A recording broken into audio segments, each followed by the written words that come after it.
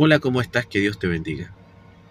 La oración eficaz del justo puede mucho. En las iglesias, en muchas de ellas, hay una mala costumbre entre los cristianos, también entre nosotros los creyentes, de tomar versículos de manera aislada para invocarlos como una promesa absoluta. Y si bien es cierto que la oración de fe sanará al enfermo porque la oración eficaz del justo puede mucho, tenemos que preguntarnos quién es justo. Hay algunas ideas, hay algunas luces, como en los Salmos, sobre quién es justo, o Job, que era un hombre justo, perfecto, ¿cierto? Temeroso de Dios, dice la palabra, el mismo Dios da en su palabra testimonio de él. Eh, pero justo ni siquiera uno, ¿cierto? Toda nuestra justicia depende de Dios, ¿cierto? Para nosotros la justicia depende de nuestro Señor Jesucristo. Podríamos decir que un hombre justo es aquel que se ha arrepentido, ¿cierto? Ha nacido del agua y del Espíritu. El Señor le ha perdonado y le ha cubierto con su sangre, puesto que el que es justificado por nuestro Señor Jesucristo es justo. Toda la justicia está en Dios. Por eso que el profeta Daniel oraba, y te pido esto, ¿cierto? En la oración de Daniel, Daniel capítulo 9 creo que es la oración, cuando está terminando dice, y te pido todo esto no confiando en mi justicia, sino que en tu misericordia, ya, o en tus muchas misericordias. Entonces, ¿quién puede orar por el enfermo, digamos? Y siempre invocamos y escribimos y decimos, Señor, la oración eficaz del justo puede mucho. Pero en el contexto de Santiago, ¿cierto? De este pasaje, Santiago 5:16, si no me equivoco, está hablando de los ancianos de la iglesia, porque dice, si hay alguno enfermo entre ustedes, llame a los ancianos de la iglesia y oren por él, y unjan su cabeza con aceite, y el Señor lo levantará, o el Señor lo salvará, ¿cierto? Perdón, el Señor lo levantará, y la oración de fe sanará al enfermo, dicen algunas versiones. La Reina Valera dice, salvará al enfermo, y el Señor lo levantará, eso es. Y si hubiese cometido pecados, les serán perdonados, ¿cierto? Confesados vuestros pecados los unos a otros para que seáis sanados. La oración eficaz del justo puede mucho. Entonces nosotros no podemos irnos directo al final de este pasaje, ¿cierto? Antes de que nombre al profeta Elías. Invocando este versículo, la oración eficaz del justo puede mucho, Señor. No. En este contexto y en este pasaje de la palabra del Señor en el libro de Santiago, se está refiriendo a los ancianos de la iglesia. Los ancianos de la iglesia están siendo puestos como ejemplos de justicia, como ejemplos de hombres justos. Por eso que el pasaje comienza diciendo, hay alguno enfermo entre ustedes, llame a los ancianos de la iglesia, y termina diciendo, para que oren por él, y termina diciendo que la oración eficaz del justo puede mucho, o sea, son los ancianos.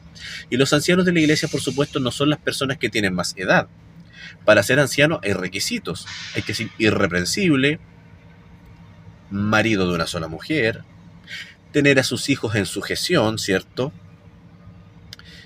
No pendenciero, no soberbio, no maledicente, no dado a la ira, no dado al vino. Hay un montón de requisitos que el apóstol Pablo, ¿cierto? En la carta a Tito, creo que cuando dice Tito, te dejé en Creta para que corrijas los deficientes y establezcas ancianos. Entonces son muchos requisitos los que debe tener un anciano o una persona de la iglesia para ser considerada o nombrada como un anciano. Y si la persona cumple estos requisitos, entonces está bíblicamente capacitada o bíblicamente, digamos, autorizada para orar por un enfermo y para que este enfermo sane. ¿De acuerdo? Entonces, no es que ya oremos porque la oración eficaz del justo puede mucho. Sí, totalmente cierto, promesa fiel y verdadera del Señor está en su palabra y su palabra no miente.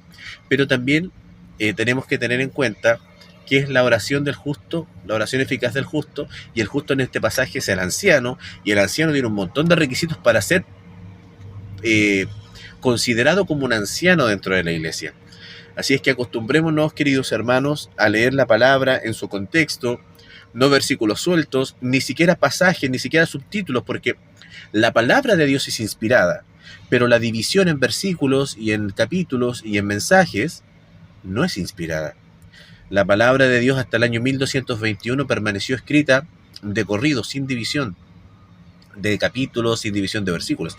Fue la primera división en 1221, la división en versículos. Y ya a mediados de 1550 fue la Biblia como la conocemos hoy, dividida por versículos, capítulos y mensajes, lo cual es muy útil, muy útil, porque si yo le digo Juan 3:16, o de tal manera amó Dios al mundo, ¿cierto? Que ahí podemos hablar otro poco también sobre el amor, pero no ahora. Eh, es muy útil y muy fácil para buscarlo, pero no significa que los versículos, que los mensajes, ¿cierto?, se acaben donde está el punto aparte y donde comienza otro subtítulo. La palabra de Dios es inspirada y la palabra de Dios hay que leerla completa para poder entenderla. Si nos quedamos solo con versículos sueltos, es muy probable que estemos invocando una promesa que no es para nosotros, que no se va a cumplir, o porque no sabemos invocarla, porque no sabemos pedirla. Bueno, pedir como conviene no sabemos, también dice Santiago, ¿cierto? Pero también porque no tomamos bien y no tomamos con el debido respeto, no entramos con acción de gracias a leer la palabra del Señor. Así es que la oración eficaz del justo puede mucho, sí. ¿Quiénes son los justos en este capítulo? Los ancianos de la iglesia. Y los ancianos de la iglesia tienen un montón de requisitos para poder ser ancianos, ¿ya? Así es que esta es la invitación que te hago. Lee la palabra completa, lee los libros completos, fíjate en el género literario, si son libros poéticos, si son libros históricos, si son libros proféticos, si son libros apocalípticos, ¿ya? Entonces, para que también orando, ¿cierto?, al Señor y pidiendo la revelación de la sabiduría de lo alto a través de su Espíritu Santo, podamos también dar una correcta interpretación a la palabra del Señor, primero para nosotros, para nuestra vida devocional, para algún día, ¿cierto?, a través del conocimiento de su palabra, y porque la fe es por el oír y el escudriñar, también podríamos decir, la palabra de Dios, porque es un don de Dios, ¿cierto? La fe es un regalo que Dios nos da. A través de la fe en nuestro Señor Jesucristo, conociéndole a través de su palabra, podamos verle día a día. Eso es lo primero. Y también, si en algún momento, ¿cierto?, por misericordia del Señor nos toca, que no es que nos toque, sino que tenemos que hacerlo. Tenemos que predicar, tenemos que hablar uno a uno, o en la calle, o en la iglesia, donde toque.